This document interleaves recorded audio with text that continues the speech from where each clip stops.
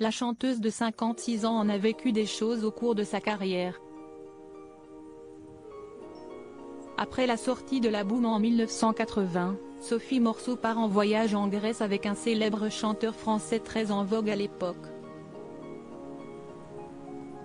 Ce dernier se souvient de cette jolie rencontre qui l'a marquée. Sophie Marceau est l'une des actrices françaises les plus célèbres dans l'Hexagone.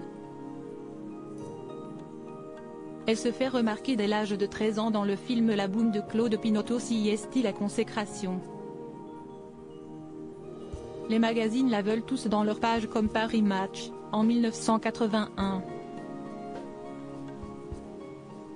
Siesti le chanteur François Valéry qui se souvient pour Nice Matin, dans son édition du jeudi 7 septembre, de sa rencontre avec l'actrice. En 1981, Paris Match voulait faire un dossier de 8 ou 10 pages sur le chanteur star que j'étais à leurs yeux et la comédienne à la mode depuis la sortie de La Boum, Sophie Marceau, a-t-il débuté. Et de poursuivre, on est parti en Grèce faire des photos.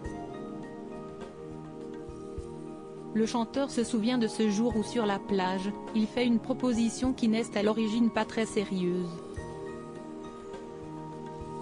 Je lance à Sophie, un peu en forme de boutade, mais pourquoi on ne ferait pas un duo ensemble?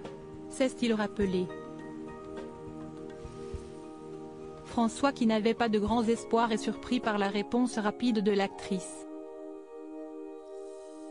Elle m'a dit d'accord.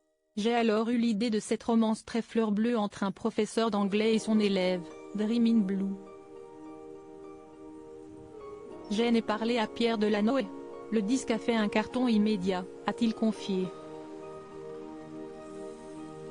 Siesti une des jolies pages de ma vie, a-t-il toujours assuré à Nice Matin. François Valéry a, lui aussi, eu une riche carrière.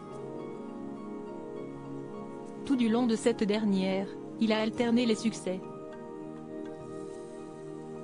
Elle danse Marie, Emmanuel, Dreamin' Blue, putain d'envie de vivre. Tant de succès qui ont convaincu d'autres artistes de lui faire confiance.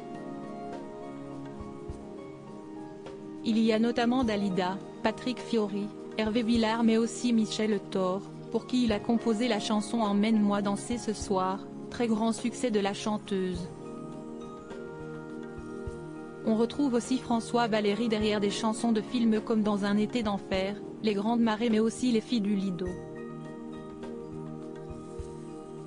Les gens me disent que je leur rappelle leur jeunesse.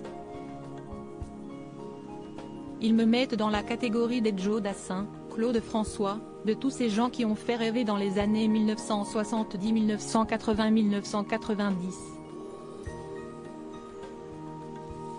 Alors pour mes 50 ans de carrière, en 2024-2025, je sortirai un coffret intégral, un nouvel album et une tournée s'en suivra, a-t-il conclu auprès de nos confrères.